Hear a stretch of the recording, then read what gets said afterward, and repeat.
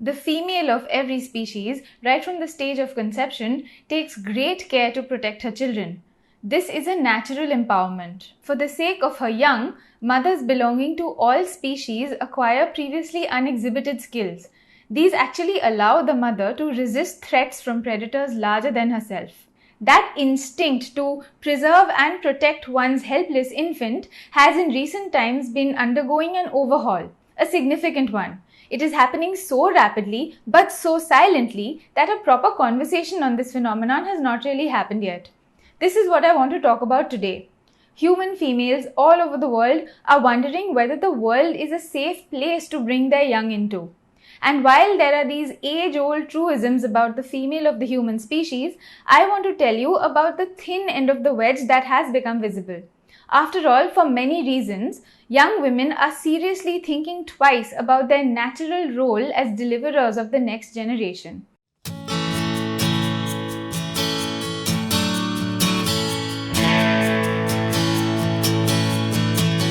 Hello everyone, welcome back to the Age of Pandemic series. I bring you the psychological impact of the coronavirus pandemic. Now in its 7th month, it has already killed over 560,000 of the 12.5 million it has affected. And while there is plenty of hoping about and hyping over scientific breakthroughs, most people don't believe that a vaccine or a credible panacea will be developed in 2020. So, this series is about the new normalcy. I talk about things I notice about human beings that have either emerged or become more prominent in the COVID-19 era, or what I call the age of pandemic. I try to analyze this age of pandemic as a new chapter in the history of civilization, which is different from the Anthropocene age that began in the dawn of the human civilization when man started dominating the planet. Now consider this. The female of every species acts instinctively against known predators who are almost always several times larger in size and certainly more dangerous. But we human mothers are extremely worried about microbes. We are so overwhelmed by fear for the future of the children that we may bring to earth that many of us are considering cancelling motherhood from future plans. In the last 7 months, new mothers have been struggling with the new reality of coronavirus. No place is safe to deliver a baby, even and especially a hospital. But all these new mums had conceived before COVID-19 happened. They had no idea that their newborns will be pandemic babies. In a later episode, I will talk about their anxieties in coping with raising a baby during the pandemic. This episode is about the women who are going to become mums during the pandemic and even afterwards, when the memory of COVID-19 will have left its mark in every level of society. Even before COVID-19 struck, a lot of women were conscious of climate change. They had already begun a conversation on whether the world is a safe place to bring their children into. In 2019, the United Nations had warned that there were only 11 years left before climate change, with all its effect, becomes irreversible. All these lockdowns, partial lifting of lockdowns, job losses, recession, these may only be a preview of things to come. Just 10 years from now, when we millennials are middle-aged, we're told that a series of devastations are to be expected. According to one of these scenarios, which is the most frightening, we might have a huge collapse in the second half of this century. Where will it begin? It's hard to say. Most probably either in sub-Saharan Africa or Southeast Asia. But in any case, this means that we'll have huge number of people starving and migrating, and then probably an economic collapse of continents like Africa, Southeast Asia. You could find probably some elites in some countries who could think, well, this will be just a mess. We're not going to be able to give food to everybody. We're not going to be able to give energy and drinkable water to everybody. So let's put into practice a harsh military dictatorship to make sure that our families will get something to eat and to drink. So, the irresponsibility of procreation was something bigger than a germ of an idea even before COVID-19. But now it seems like the resolve to reconsider procreation is invading women and men who have been forced into a state of melancholia. It may be because of these long hours of brooding over bad news constantly flowing into our phones. Being forced to spend endless days indoors has in many cases bred family tensions, and young people in the prime of their lives are facing tremendous pressure because of pay cuts, job losses, empty wallets, and unpaid bills. In the middle of all this, I received the happy news that my best friend, my cousin, my sister-in-law, and my closest friends have baby girls. My friends are in my city while the other two are on the other side of the world. I was really looking forward to meeting the babies, playing with them, being around to help, actually being part of their happiness. But that is not possible. And from the way things are, it doesn't look like I will get to even 6 feet of them in the foreseeable future. I have to say, I really admire their dedication and tenacity in coping with new motherhood under lockdown. Now, at another end of the spectrum, we are seeing the plight of young mothers of school-going children.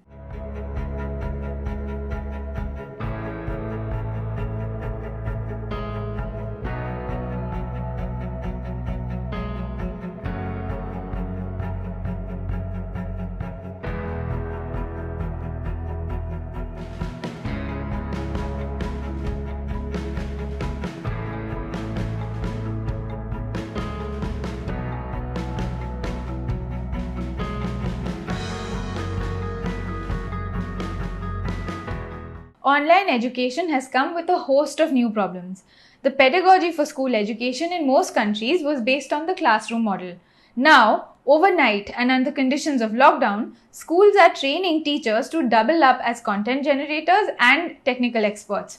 On the other hand, the parents are expected to provide computers with internet connectivity, dedicated space at home, and much time and attention to the child who's struggling to learn from a teacher inside a computer. And on top of that, the parents have jobs to keep, which may be either threatened or already consumed by COVID-19. The extended nationwide lockdown has left employees in various sectors extremely anxious. Salary cuts, deferred appraisals, layoffs, all of them have hit employees of several different companies across sectors very hard. Layoffs in many companies across sectors, despite Prime Minister's request to private companies to not sack people. Here's a report.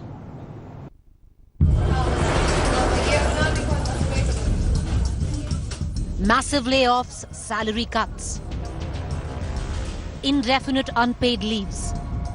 The coronavirus has triggered a new crisis in the Indian economy. The job crisis in India is getting worse. The Prime Minister's appeal to companies not to sack employees has not worked on the boardrooms. In the previous episode, I had talked about the new traumas for women in the workplace. All the hard-won rights of decades like maternity leave, job security, pay parity are being threatened by the economic recession caused by the coronavirus. So it is hardly surprising that now there are more and more baby skeptic women.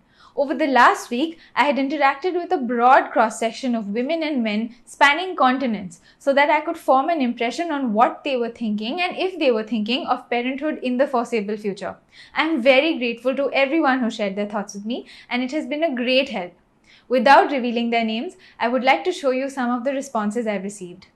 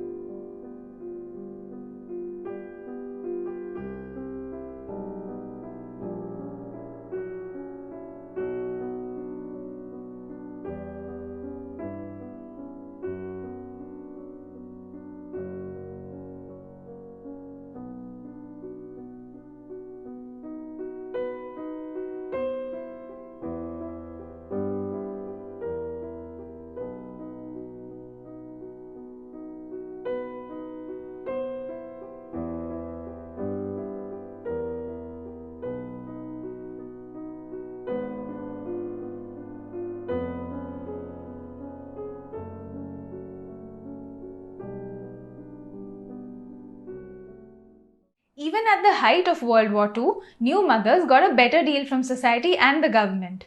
Now, it seems that the entire support structure for a new arrival into this world has collapsed. And maybe it has vanished forever. Who knows? In the Anthropocene age, which lasted until December 2019, society looked angularly at women who didn't want to have kids. They were considered selfish, even narcissistic, even by women. Because since time immemorial, procreation and child rearing were the fundamental roles of women. Without motherhood, life was considered incomplete. But millennials don't think that. So, a growing number of them are deciding to opt out.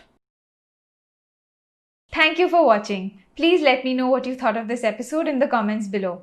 If you haven't subscribed to this channel, please do. And if you've liked this episode, please don't forget to share it. Stay safe. See you next week.